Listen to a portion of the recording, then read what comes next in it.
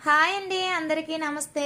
Welcome to SIN garden. ఈరోజు video ఏంటంటే పొడవు చిక్కుడు, పొట్టు చిక్కుడు మన గార్డెన్లో చాలా బాగా కాస్తున్నాయి అన్నమాట.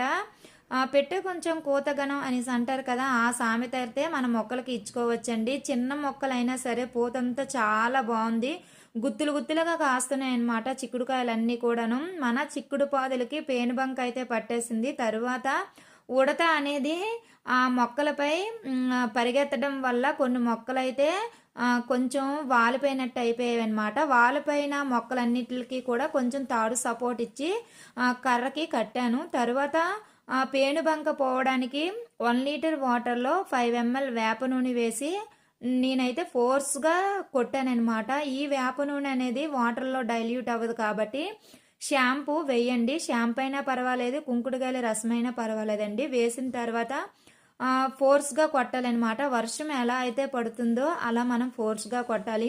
ఈరోజు వేప నూనె స్ప్రే చేసాము అంటే 2 రోజులు పోయిన తర్వాత ఇదే వేప నూనె స్ప్రే చేయొచ్చు. లేదు అంటే వేపాకులతో తయారు చేసిన కషాయాన్ని స్ప్రే చేయండి. ఇలాగ మార్చి మార్చి స్ప్రే చేసాము అనేసి అంటే రిజల్ట్ అనేది చాలా బాగుంటుంది. ఈల్డ్ అనేది రావడానికి ఫెర్టిలైజర్స్ మనం కంపల్సరీగా ఇస్తూ ఉండాలండి. ఇచ్చామంటే రిజల్ట్ చాలా బాగుంటుంది.